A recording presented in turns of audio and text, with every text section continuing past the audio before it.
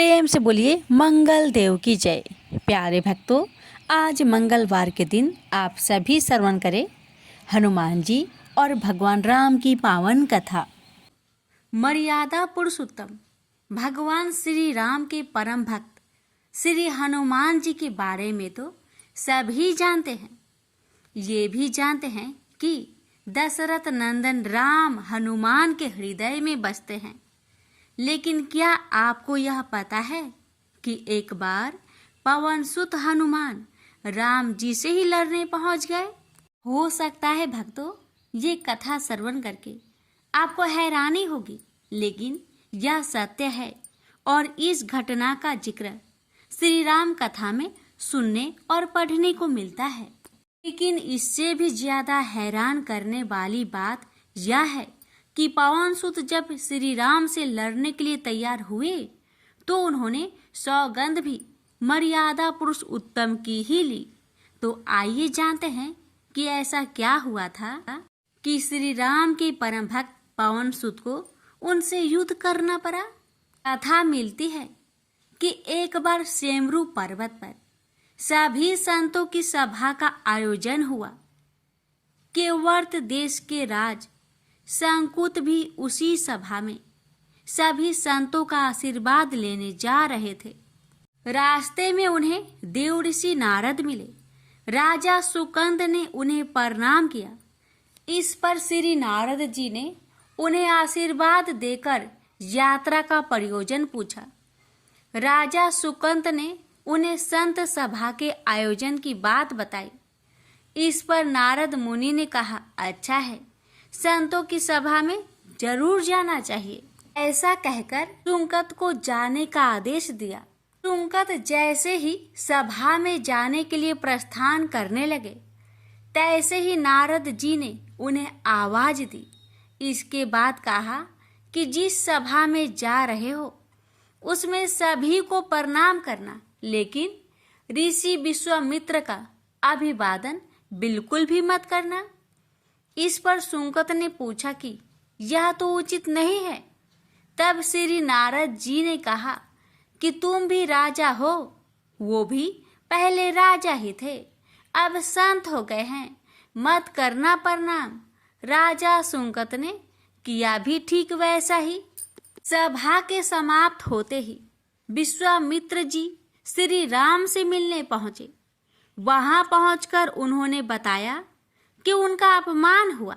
वह इसे भूल भी जाते, लेकिन यह तो संत परंपरा का अपमान है। राम जी ने पूछा, गुरुजी क्या हुआ?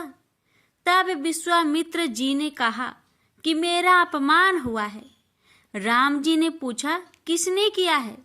तब विश्वामित्र जी ने पूछा कि जानकर करोगे भी क्या? इस पर श्री राम जी ने कहा कि गुरुजी, आपके चरणों का सौगंध लेकर प्रतिज्ञा करता हूँ, जो सिर आपके चरणों में नहीं झुका है उसे काट दिया जाएगा। कल सुबह में उसका वध करूंगा। श्री राम की इस सौगंध का जैसे ही राजा सुकंद को पता चला, वह नारद मुनि को ढूंढने लगे। काफी देर तक वह परेशान रहे, लेकिन नारद मुनि उन्हें मिल ही नहीं रहे थे। व्याकुल होकर जब वह रोने लगे, तब नारद जी प्रकट हुए। सुकंद ने हाथ जोड़कर उन्हें सारी बात कह सुनाई, साथ ही प्राण दान की विनती की। इस पर नारद जी ने उन्हें माता अंजनी की शरण में जाने की सलाह दी। ये भी कहा कि अगर उन्होंने तुम्हें बचाने का वचन दे दिया तो तुम जरूर बच जाओगे, लेकिन यह भी कहा कि वह किसी को यह नहीं बताएंगे कि नारद जी ने उन्हें यह सलाह दी है। राजा सुकंद के रोने की आवाज सुनकर माता अंजनी बाहर पहुंची। तब उन्होंने कहा कि माता, मुझे बचा ले, अन्यथा विश्वामित्र जी मुझे मार डालेंगे। इस पर माता अंजनी ने सुकंद को उसके प्राण बचाने का वचन दिया। उन्होंने कहा कि तुम शरण में हो, तुम्हें कोई नहीं मार सकता। इसके बाद राजा सुकंद को विश्राम करने के लिए कहा। शाम ढले जब हनुमान जी माता अंजनी के पास पहुंचे तो उन्होंने सारी बात बताई। लेकिन सुकंद को बुलाने से पहले पवन सुत से सौगंध लेने को कहा। तब श्री हनुमान जी ने कहा कि वह श्री राम के चरणों की सौगंध लेते हैं कि वह सुकंद के प्राणों की रक्षा करेंगे। तब माता अंजनी ने राजा को बुलाया। हनुमान जी ने पूछा, कौन तुम्हें मारना चाहता है? तब सुकंद ने बताया कि श्री राम उन्हें मार डालेंगे। इतना सुनते ही माता अंजनी हैरान रह गई। उन्होंने कहा कि तुमने तो विश्वामित्र जी का नाम लिया था। तब राजा ने कहा कि नहीं, वो तो मरवा डालना चाहते हैं, लेकिन मारेंगे तो राम ही। हनुमान जी ने राजा सुकंद को उनकी राजधानी में छोड़ा और श्री राम के दरबार में पहुंचे। वहां पहुंचकर उन्होंने राम जी से पूछा कि वह कहाँ जा रहे हैं। तब मर्यादा पुरुषोत्तम ने बताया कि वह राजा सुकंद का वध करने जा रहे हैं।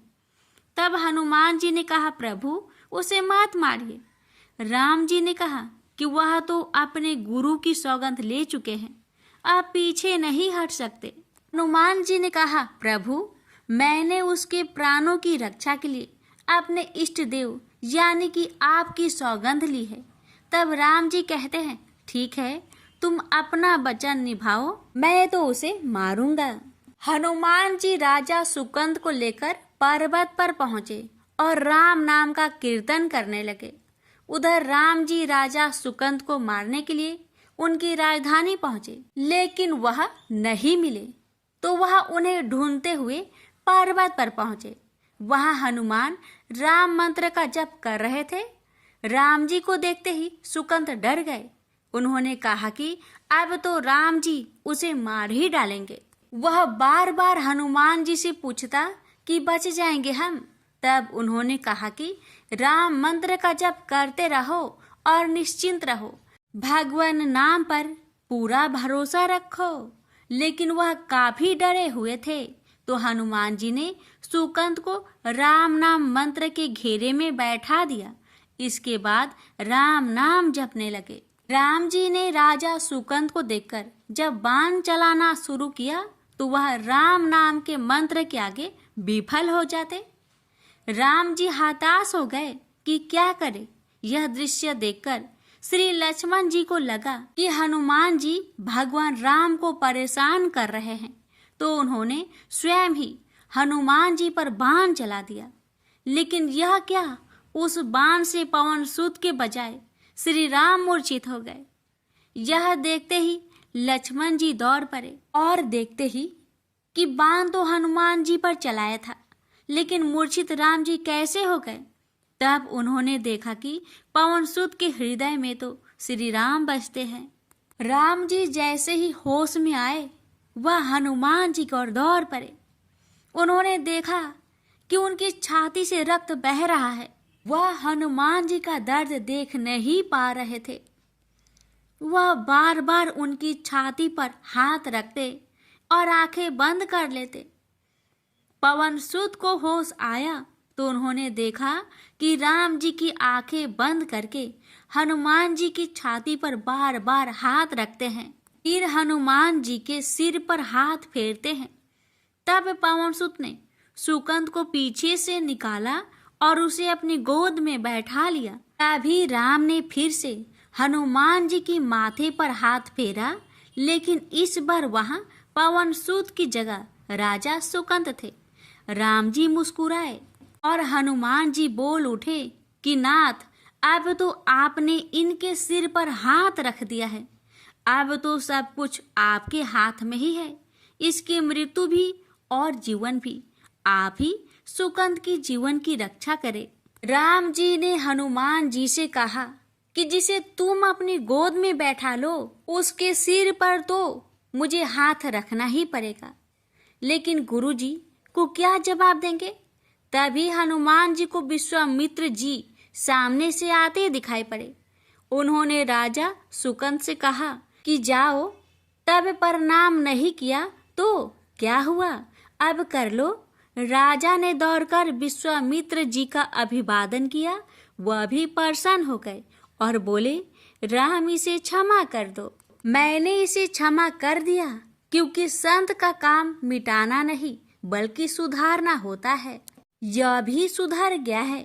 उन्होंने सुकंद से पूछा कि संत का सम्मान न करने की सलाह तुम्हें किस कुसंग में मिली। राजा सुकंद विश्वामित्र जी से कुछ कहते कि इससे पहले नारद मुनि प्रकट हो गए। उन्होंने सारी घटना कह सुनाई। तब विश्वामित्र जी ने पूछा कि नारद, तुमने ऐसी सलाह क्यों दी? तब नारद जी ने कहा, अक्सर ही लोग मुझसे पूछते थे कि राम बरे या राम का नाम बरा, तो मैंने सोचा कि क्यों न कोई लीला हो जाए कि लोग अपने आप ही समझ ले कि भगवान से अधिक भगवान के नाम की ही महिमा है। प्रेम से बोलिए जय श्री राम। सीता मैया की जय। पवन पुत्र हनुमान की जय। हनुमान जी और उनके पुत्र मकरध्वज की कथा। पवन पुत्र हनुमान बाल ब्रह्मचारी थे, लेकिन मकरध्वज को उनका पुत्र कहा जाता है। यह कथा उसी मकरध्वज की है। वाल्मीकि रामायण के अनुसार लंका जलाते समय आग की तापिश के कारण हनुमान जी को बहुत पसीना आ रहा था। इसलिए लंका दहन के बाद जब उन्होंने अपनी पूंछ में लगी आग को बुझाने के लिए समुद्र में छलांग लगाई, तो उनके शरीर से पसीने की एक बड़ी सी बूंद समुद्र में गिर पड़ी। उस समय एक बड़ी मछली ने भोजन समझ वह बूंद निगल ली। उसके उदर में जाकर वह बूंद एक शरीर में बदल गई। एक दिन पाताल के असुर राज अहिरावण के सेवकों ने उस मछली को पकड़ लिया।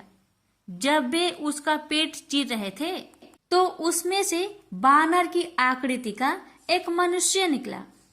वे उसे अहिरावण के पास ले गए। अहिरावण ने उसे पातालपुरी का रक्षक नियुक्त कर दिया। यही बानर हनुमान पुत्र मकरध्वज के नाम से प्रसिद्ध हुआ।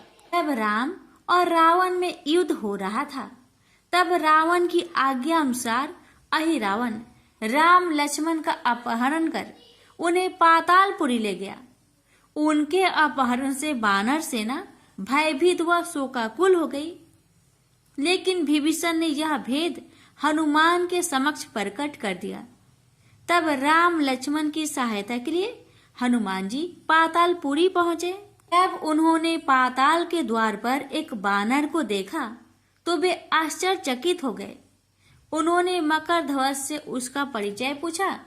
मकरध्वज अपना परिचय देते हुए बोला, मैं हनुमान पुत्र मकरध्वज हूँ और पातालपुरी का द्वारपालक हूँ। मकरध्वज की बात सुनकर हनुमान क्रोधित होकर बोले, यह तुम क्या कह रहे हो दुष्ट? मैं बाल ब्रह्मचारी हूँ, फिर भला तुम मेरे पुत्र कैसे हो सकते हो? हनुमान का परिचय पाते ही मकरध्वज उनके चरणों में गिर गया और उन्हें प्रणाम कर अपनी उत्पत्ति की कथा सुनाई। हनुमान जी ने भी मान लिया कि वह उनका ही पुत्र है, लेकिन यह कहकर कि वे अभी अपने श्री राम और लक्ष्मण को लेने आए हैं। जैसे ही द्वार की ओर बढ़े वैसे ही मकरध्वज उनका मार्ग रोकते हुए बोला, पिताश्री, यह सत्य है कि मैं आपका पुत्र हूँ, लेकिन अभी मैं अपने स्वामी की सेवा में हूँ, इसलिए आप अंदर नहीं जा सकते। हनुमान ने मकरध्वज को अनेक प्रकार से समझाने का प्रयास किया, किंतु वह द्वार से नहीं हटा। तब दोनों में घोर युद्ध शुरू हो गया। देखते ही देखते हनुमान जी उसे अपनी पूंछ में बांधकर पाताल में प्रवेश कर गए। हनुमान सीधे देवी मंदिर में पहुंचे, जहां अहिरावण राम लक्ष्मण की बलि देने वाला था। हनुमान जी को देखकर चामुंडा देवी पाताल लोक से प्रस्थान कर गई। तब हनुमान जी देवी रूप धारण करके वहां स्थापित हो गए। कुछ देर के बाद अहिरावण वहां आया और पूजा अर्चना करके जैसे ही उसने राम लक्ष्मण की बलि देने के लिए तलवार उठाई, वैसे ही भयंकर गर्जना करते हुए हनुमान जी प्रकट हो गए और उसी तलवार से अहिरावण का वध कर दिया। उन्होंने राम लक्ष्मण को बंधन मुक्त किया। तब श्री राम ने पूछा, हनुमान, तुम्हारी पूंछ में यह कौन बंधा है? बिल्कुल तुम्हारे ही समान लग रहा है। इसे खोल दो। हनुमान ने मकर ध्वज का परिचय देकर उसे बंधन मुक्त कर दिया। मकर ध्वज ने श्री राम के समक्ष सिर झुका लिया। अब श्री राम ने मकर ध्वज का राज्य अभिषेक कर उसे पाताल का राजा घोषित कर दिया और कहा कि भविष्य में वह अपने पिता के समान दूसरों की सेवा करे। यह सुनकर मकर ध्वज ने तीनों को प्रणाम किया। तीनों उसे आशीर्वाद देकर वहां से प्रस्थान कर गए। इस प्रकार मकर ध्वज हनुमान का पुत्र कहलाए। तो प्रेम से बोलिए, पवन पुत्र हनुमान की जय। अब श्रवण करेंगे राम नाम की महिमा की बड़ी ही सुंदर कथा। लंकापति रावण के वध के बाद जब अयोध्यापति प्रभु श्री राम की कीर्ति दूर दूर तक फैल रही थी और वह मर्यादा पुरुषोत्तम कहलाने लगे, तब एक दिन महादेव शिव की इच्छा भी मर्यादा पुरुषोत्तम श्री राम से मिलने की हुई। पार्वती को संग लेकर महादेव कैलाश पर्वत उतरकर अयोध्या नगरी के रास्ते चल पड़े। भगवान शिव और माँ पार्वती को अयोध्या आया देखकर राम जी बहुत खुश हुए। माता जानकी ने उनका उचित आदर सत्कार किया और स्वयं भोजन बनाने के लिए रसोई में चली गई। इस बीच भगवान शिव ने श्री राम जी से पूछा, आपके सेवक हनुमान जी दिखाई नहीं पड़ रहे हैं? श्री राम बोले, वे बगीचे में हैं। शिव जी ने श्री राम जी से बगीचे में जाने की अनुमति मांगी और पार्वती जी का हाथ थामकर बगीचे में आ गए। बगीचे की खूबसूरती देखकर उनका मन मोहित हो गया। आम के एक घने वृक्ष के नीचे हनुमान जी दीन दुनिया से बेखबर गहरी नींद में सोए थे और एक लय में खराटे से राम नाम की ध्वनि उठ रही थी। चकित होकर शिव जी और माता पार्वती एक दूसरे की ओर देखने लगे। माता पार्वती मुस्कुरा उठी और वृक्ष की डालियों की ओर इशारा किया। राम नाम सुनकर पेड़ की डालियां भी झूमने लगी थी और इनके बीच से भी राम नाम उच्चारित हो रहा था। शिव जी इस राम नाम की धुन में मस्त मगन होकर खुद भी राम राम कहकर नाचने लगे। माता पार्वती जी ने भी अपने पति का अनुसरण किया और अपने कोमल पैर थिरकाने लगी।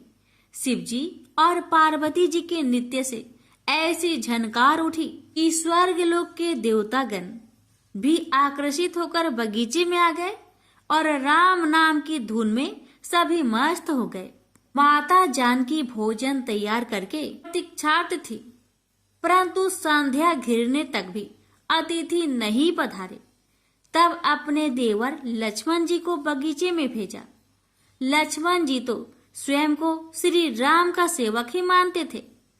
अब बगीचे में आकर जब उन्होंने धरती पर स्वर्ग का नजारा देखा तो खुद भी राम नाम की धुन में झूम उठे। महल में माता जानकी परेशान हो रही थी कि अभी तक भोजन ग्रहण करने कोई भी क्यों नहीं आया। उन्होंने श्री राम जी से कहा, भोजन ठंडा हो रहा है, चलिए हम ही जाकर बगीचे में से सभी को ले आए। जब राम जी बगीचे में गए तो वहां राम नाम की धुन मची हुई थी। हनुमान जी गहरी नींद में सोए हुए थे और उनके खराटों से अभी तक राम नाम निकल रहा था। श्री राम भाव विहल हो उठे। राम जी ने हनुमान जी को नींद से जगाया और प्रेम से उनकी तरफ निहारने लगे। हनुमान जी प्रभु को आया देख शीघ्रता से उठ खड़े हुए। नित्य की सभा भंग हो गई। शिव जी खुले कंठ से हनुमान जी की राम भक्ति की सराहना करने लगे। हनुमान जी सकुचाए लेकिन मन ही मन खुश हो रहे थे। श्री सिया राम ने भोजन करने का आग्रह भगवान शिव जी से किया। तभी लोग महल में भोजन करने के लिए चल पड़े।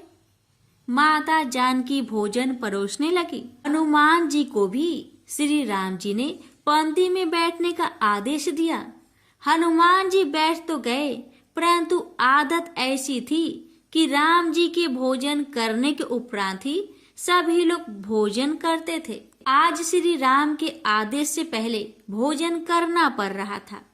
माता जानकी हनुमान जी को भोजन परोसती जा रही थी, पर हनुमान जी का पेट ही नहीं भर रहा था।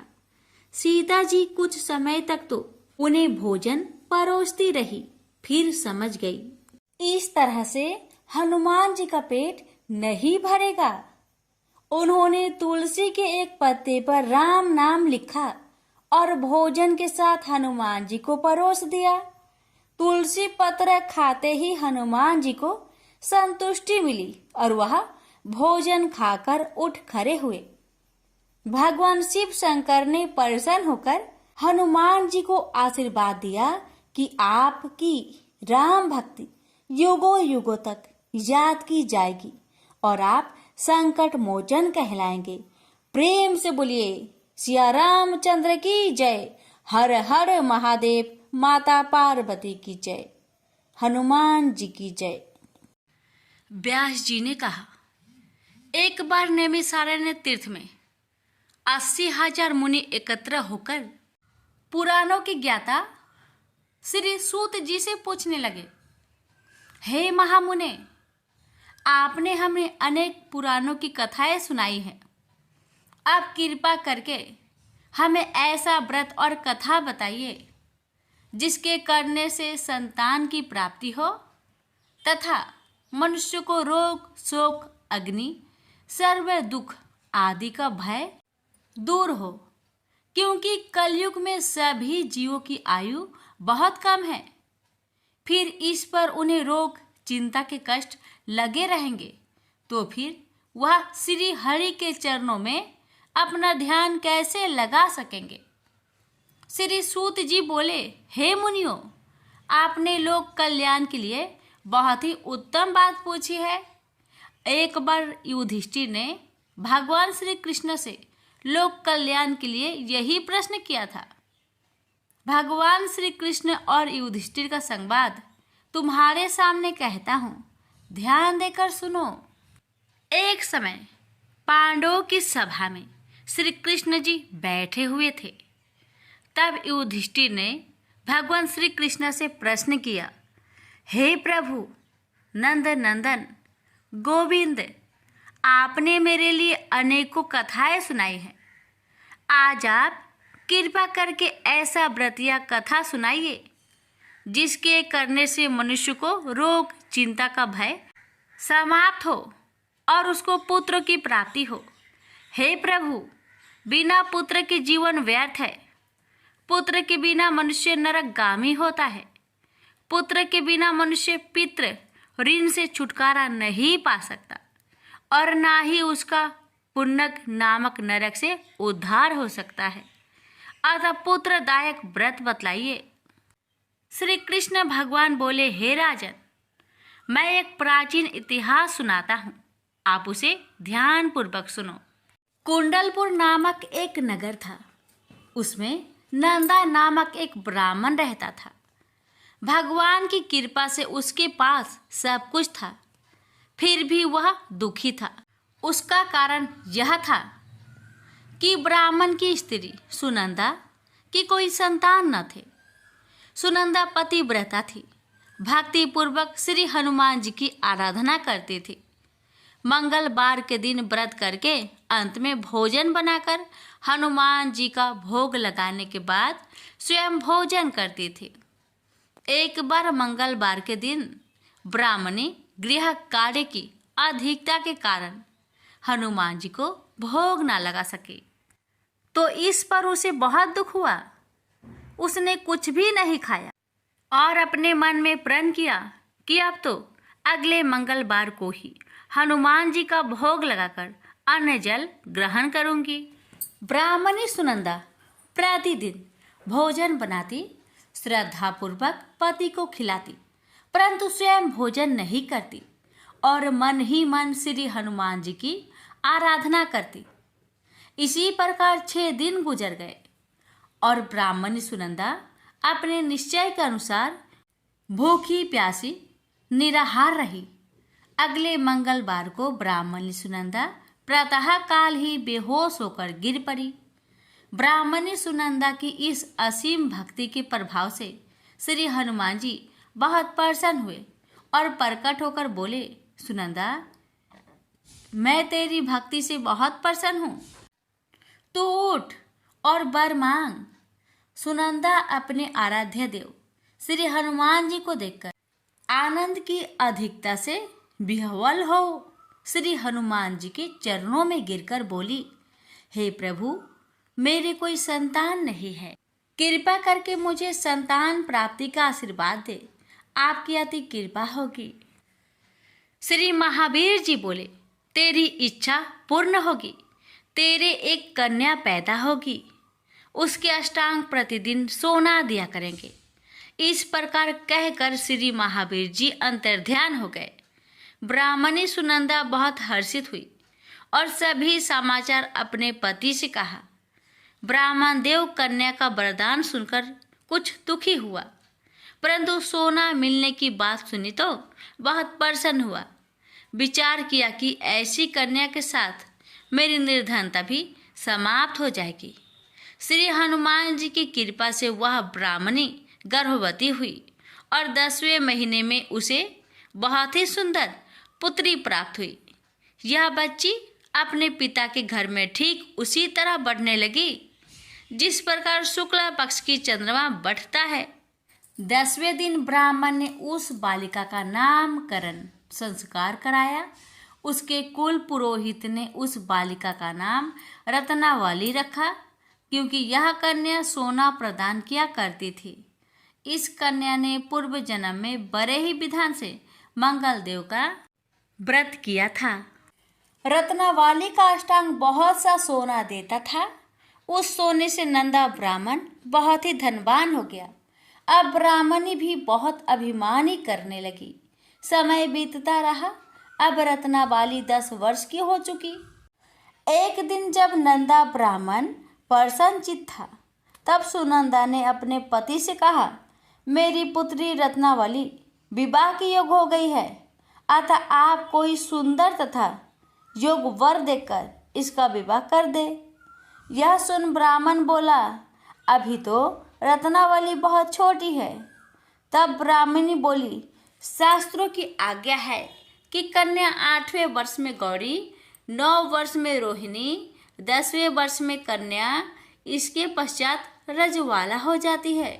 गौरी के दान से पाताल लोक की प्राप्ति होती है, रोहिणी के दान से वैकुंठ लोक की प्राप्ति होती है, कन्या के दान से इंद्रलोक में सुखों की प्राप्ति होती है। अगर हे पतिदेव रजवाला का दान किया जाता है तो घोर नरक की प्राप्ति होती है। इस पर ब्राह्मण बोला, अभी तो रत्नावली मात्र 10 ही वर्ष की है और मैंने तो 16-16 साल की कन्याओं का विवाह कराए हैं, अभी जल्दी क्या है। तब ब्राह्मणी सुनंदा बोली, आपको तो लोभ अधिक हो गया है। शास्त्रों में कहा गया है कि माता पिता और बड़ा भाई रजवाला कन्या को देखते हैं तो वह अवश्य नरकगामी होते हैं। तब ब्राह्मण बोला, अच्छी बात है, कल मैं अवश्य ही योग वर की तलाश में अपना दूत भेजूंगा। दूसरे दिन ब्राह्मण ने अपने दूत को बुलाया और आज्ञा दी कि जैसी सुंदर मेरी कन्या है वैसा ही सुंदर वर उसके लिए तलाश करो। दूत अपने स्वामी की आज्ञा पाकर निकल पड़ा। पंपई नगर में उसने एक सुंदर लड़के को देखा। यह बालक एक ब्राह्मण परिवार का बहुत गुणवान पुत्र था। इसका नाम सोमेश्वर था। दूत ने इस सुंदर व गुणवान ब्राह्मण पुत्र के बारे में अपने स्वामी को पूर्ण विवरण दिया। ब्राह्मण नंदा को भी सोमेश्वर अच्छा लगा और फिर शुभ मुहूर्त में विधि पूर्वक कन्यादान करके ब्राह्मण ब्राह्मणी संतुष्ट हुए। परंतु ब्राह्मण के मन तो लोभ समाया हुआ था। उसने कन्यादान तो कर दिया था, पर वह बहुत खिन्न भी था। उसने विचार किया कि रत्नावली तो अब चली जाएगी और मुझे इससे जो सोना मिलता था वह अब मिलेगा नहीं। मेरे पास जो धन था कुछ तो इसके विवाह में खर्च हो गया। और जो शेष बचा है वह भी कुछ दिनों के पश्चात समाप्त हो जाएगा। मैंने तो इसका विवाह करके बहुत बड़ी भूल कर दी है।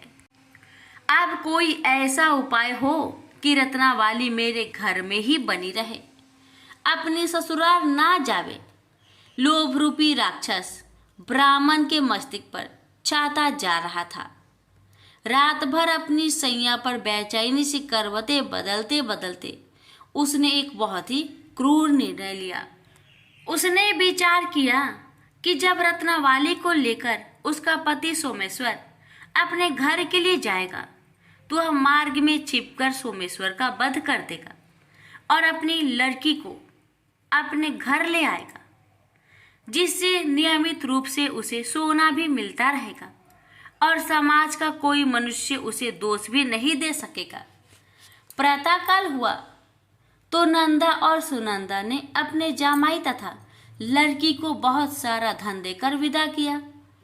सोमेश्वर अपनी पत्नी रत्नावली को लेकर ससुराल से अपने घर की तरफ चल दिया। ब्राह्मण नंदा महालोभ के वशीभूत हो अपने मति खो चुका था। पाप पुण्य को उसे विचार न रहा था। अपने भयानक व क्रूर निर्णय को कार्य रूप देने के लिए उसने अपने दूत को मार्ग में अपने जामाई का वध करने के लिए भेज दिया था, ताकि रत्नावली से प्राप्त होने वाला सोना उसे हमेशा मिलता रहे और वो कभी निर्धन ना हो। ब्राह्मण के दूत ने अपने स्वामी की आज्ञा का पालन करते हुए उसके जमाई सोमेश्वर का मार्ग में ही वध कर दिया। समाचार प्राप्त कर ब्राह्मण नंदा मार्ग में पहुंचा और रुदन करते अपनी पुत्री रत्नावली से बोला, हे पुत्री, मार्ग में लुटेरों ने तेरे पति का वध कर दिया है। भगवान की इच्छा के आगे किसी का कोई बस नहीं चलता है। अब तू घर चल, वहां पर ही रहकर शेष जीवन व्यतीत करना। जो भाग्य में लिखा है वही होगा। अपने पति की अकाल मृत्यु से रत्नावली बहुत दुखी हुई। करुण क्रंदन व रुदन करते हुए अपने पिता से बोली, हे पिताजी, इस संसार में जिस स्त्री का पति नहीं है उसका जीना व्यर्थ है। मैं अपने पति के साथ ही अपने शरीर को जला दूंगी और सती होकर अपने इस जन्म को माता पिता के नाम को तथा सास ससुर के यश को सार्थक करूंगी। ब्राह्मण नंदा अपनी पुत्री रत्नावली के वचनों को सुनकर बहुत दुखी हुआ। विचार करने लगा, मैंने व्यर्थ ही जामाई वध का पाप अपने सिर लिया। रत्नावली तो उसके पीछे अपने प्राण तक देने को तैयार हो। मेरा तो दोनों तरफ से मरण हो गया। धन तो अब मिलेगा नहीं। जामाई वध के पाप के फलस्वरूप यम यातना भी भुगतनी पड़ेगी। यह सोचकर वह बहुत खिन्न हुआ। सोमेश्वर की चिता बनाई गई। रत्नावली सती होने की इच्छा से अपने पति का सिर अपनी गोद में रखकर चिता में बैठ गई। जैसे ही सोमेश्वर की चिता को अग्नि लगाई गई, वैसे ही प्रसन्न हो मंगलदेव वहां प्रकट हुए और बोले, हे रत्नावली, मैं तेरी पति भक्ति से बहुत प्रसन्न हूँ, तू वर मांग। रत्नावली ने अपने पति का जीवन दान मांगा। तब मंगलदेव बोले, रत्नावली, तेरा पति अजर अमर है, यह महाविद्वान भी होगा और इसके अतिरिक्त तेरी जो इच्छा हो वर मांग। तब रत्नावली बोली, हे ग्रहों के स्वामी, यदि आप मुझ पर प्रसन्न हैं तो मुझे यह वरदान दीजिए कि जो भी मनुष्य मंगलवार के दिन प्रातः काल लाल पुष्प लाल चंदन से पूजा करके आपका स्मरण करे, उसको रोग व्याधि ना हो, सज्जनों का कभी वियोग ना हो, सर्प अग्नि तथा शत्रुओं का भय ना रहे। जो स्त्री मंगलवार का व्रत करे वह कभी विधवा ना हो। मंगलदेव तथास्तु कहकर अंतर्ध्यान हो गए। सोमेश्वर मंगलदेव की कृपा से जीवित हो उठा। रत्नावली अपने पति को पुनः प्राप्त कर बहुत प्रसन्न हुई और मंगलदेव का व्रत प्रत्येक मंगलवार को करके व्रतराज और मंगलदेव की कृपा से इस लोक में सुख ऐश्वर्य को भोगते हुए अंत में अपने पति के साथ स्वर्गलोक को गई। प्रेम से बोलिए मंगल देव की जय। रामायण कथा राक्षसी तारका का संहार की कथा। गुरु विश्वामित्र के साथ राम लक्ष्मण कुछ इस प्रकार वन मार्ग में चले जा रहे थे, जैसे दो सिंह पुरुष रूप में चले जा रहे हो। उनकी अवस्था अवश्य किशोर थी, परंतु देह यष्टि से दोनों भाई बलिष्ठ योद्धा नजर आ रहे थे। वनवासी इन सुंदर छवियों को देखकर सम्मोहित हो रहे थे और साथ ही इस विचार से भी प्रसन्न हो रहे थे कि महर्षि के साथ आए दोनों क्षत्रिय कुमार उन्हें राक्षसों के अत्याचारों से मुक्ति दिलाने आए हैं। कैसा अनुपम रूप है दोनों का। कहाँ भयानक मुखों वाले निर्दयी राक्षस और कहाँ वे सुकुमार जो राम की प्रभुताई नहीं जानते। वे संदेह ग्रह थे और जो जानते थे वो आनंद में डूबे हैं। वन मार्ग से राम लक्ष्मण देख रहे हैं कि आसपास के आश्रम उजड़े पड़े हैं, जैसे हाथियों का झुंड वहां से गुजरा हो। कहीं कहीं मानव की अस्थियां भी दिखाई पड़ती है, जो राक्षसों के अत्याचारों का प्रमाण है। उसी समय एक दिशा में बवंडर सा उठा, जैसे धूल भरी आंधी चली आ रही हो। भयानक अट्ठासों और गर्जनों से वातावरण में भय व्याप्त हो गया। महर्षि ने बताया कि यह राक्षसी तारका है, जो अपने दल के साथ मुनियों को भय देने निकली है। राम ने अपने अवतार के उद्देश्य का शुभ आरंभ यही से करने का निर्णय कर लिया और अपना धनुष कंधे से उतारकर हाथों में ले लिया। अनुज लक्ष्मण ने भी राम का अनुसरण किया। महर्षि को अपने पीछे सुरक्षित कर अब दोनों रघुवंशी राक्षसों के विनाश के प्रथम अभियान हेतु तैयार थे। राक्षसी तारका भयानक गर्जना करती हुई समीप आ गई थी। कैसा भयंकर रूप था।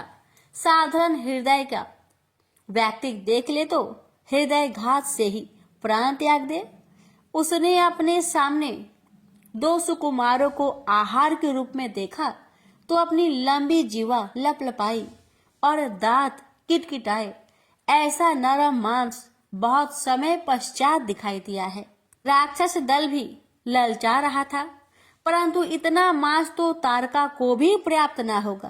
पीछे खड़े मुनि की एक आध बोटी मिल बांटकर खा लेंगे, परंतु ये मन के ही लड्डू तो थे। अभी उन्होंने उन सुकुमारों के बाणों की तीक्ष्णता कहाँ देखी थी। लक्ष्मण ने राक्षस दल पर अपने काल समान बाण चलाए और राम ने तारका के सामने मोर्चा संभाल लिया। तारका अपने बड़े बड़े दांतों वाले विकराल मुख को खोलकर भयानक रूप से राम की ओर झपटी तो राम ने उनके मुख को इतने बाणों से भर दिया कि उसे सांस लेना भी दुभर हो गया और वह पृथ्वी पर गिरकर तड़पने लगी। कुछ ही देर में उसके प्राण पेखरू उड़ गए। तारका के पृथ्वी पर गिरने से कितने ही राक्षस उसके विशालकाय शरीर के नीचे दबकर मर गए। बहुत से लक्ष्मण ने मार गिराए और अब दोनों भाइयों ने शेष बचे राक्षसों को घेर घेर कर नरक की यात्रा पर भेजना प्रारंभ किया। कुछ भाग्यशाली थे जो वहां से प्राण बचाकर भाग गए। प्रथम युद्ध विजित कर दोनों भाइयों ने महर्षि के सामने शीश झुकाकर आशीर्वाद प्राप्त किया। महर्षि प्रसन्न थे। दोनों भाई उनके साथ आश्रम में गए, जहां राक्षसों ने उनकी अनुपस्थिति में उत्पात मचाया हुआ था। दोनों भाइयों ने अपने धनुष बाण एक ओर रखकर वहां की साफ सफाई की और वेदी को व्यवस्थित किया। पत्तों डालियों को समेटकर साफ किया। फिर कुटिया की मरम्मत में महर्षि का सहयोग करने लगे। महर्षि बता रहे थे कि कैसे इन राक्षसों ने वनवासियों और मुनिजनों को पीड़ित कर रखा था। कुछ ऐसी हृदय विदारक घटनाओं का भी उन्होंने वर्णन किया, जो राक्षसी प्रवृत्ति की चरम निर्दयता थी। लक्ष्मण तो क्रोध से भर उठे, तो अभी एक ओर से कोलाहल उठा तो राम सजग हो गए। अवश्य ही तारका वध की सूचना मारीच व सुबाहु को मिल गई थी और वे उस गीदड़ की भांति चले आ रहे थे जिसकी मृत्यु आती है तो वह गांव की ओर भागता है। राम लक्ष्मण ने अपने धनुष बाण उठा लिए और राक्षस दल का विनाश करने के लिए तैयार हो गए। कुशल रण योद्धा की भांति उन्होंने व्यूह बना लिया था। दोनों भाई दोनों दिशाओं में मुख करके खड़े हो गए। राक्षस दल भारी शोरगुल करते बढ़े चले आ रहे थे। मारीच बड़ा विकराल और क्रूर लग रहा था। तारका को मारने वाले को सामने देखकर वह क्रोध से भर गया। वह जैसे ही एक बार में राम के प्राण हर लेना चाहता था, अतः अपना विशाल फरसा लेकर वह उनकी ओर दौड़ा। राम ने बिना फल वाले बाण का सिद्धांत किया और मारीच को लक्ष्य करके चला दिए। तेज हवा में जैसे कोई सूखा पत्ता उड़ जाता है, उसी प्रकार मारीच भी उस बाण के वेग से उड़ गया और कुछ ही क्षण में आंखों से ओझल हो गया। लक्ष्मण काल बनकर राक्षसों का वध कर रहे थे। उनके धनुष के बाण कब छूटता, कब वे दूसरा बाण साधन करते और कब छोड़ देते, पता न चल पा रहा था। राम ने सुबाहु को एक तीक्ष्ण काल सीरा के भयंकर प्रहार से उसकी गर्दन के आर पार छिद्र कर दिया था, जिससे रक्त की धारा बहने लगी। सुबाहु के नेत्र खरे खरे ही पथारने लगे थे और कुछ ही क्षणों में वह निर्जीव होकर कटे वृक्ष की भांति भूमि पर गिर पड़ा। तो राक्षसों में भगदड़ मच गई। वे प्राण बचाकर भागने लगे, परंतु उन्हें आज स्वयं काल ने घेर लिया था। आखेट करते समय जिस प्रकार प्राण बचाकर भागते मृगों को बाघ काल कलवित कर लेता है, उसी प्रकार राम लक्ष्मण ने उस वन के अंतिम राक्षस तक यह युद्ध रूपी आखेट किया और वन खंड को राक्षस विहीन करते हुए वनवासियों को निर्भय कर दिया। मुनि विश्वामित्र हर्ष से भर उठे। अब उनके और अन्य मुनियों की यज्ञ हवनों की सभी बाधाएं समाप्त हो गई थी। रघुवीर की कृपा से वनखंड भय मुक्त हो गया था। पुनः आश्रमों में रौनक लौट आई थी। वन से पलायन कर चुके वनवासी परिवार लौटने लगे। विश्वामित्र के आश्रम पर अपने मुक्तिदाता श्री राम और उनके अनुज लक्ष्मण को देखने वनवासी और मुनिजन चले आ रहे थे। वनवासी राम लक्ष्मण को क्षत्रिय योद्धा मानकर उनकी शौर्य का गुणगान कर रहे थे, तो मुनिजन ज्ञानी उनकी प्रभुताई की स्तुति कर नमन कर रहे थे। जैसी दृष्टि वैसी सृष्टि यहाँ चरितार्थ हो रही थी। मुनि विश्वामित्र का आश्रम अब पर्वस्थान बन गया। धर्म में चर्चाएं होने लगी। हरि कथा सुनाते सुनाते विश्वामित्र के कितने ही दिन इसी आनंद में बीत गए। प्रेम से बोलिए सिया बरे रामचंद्र की जय।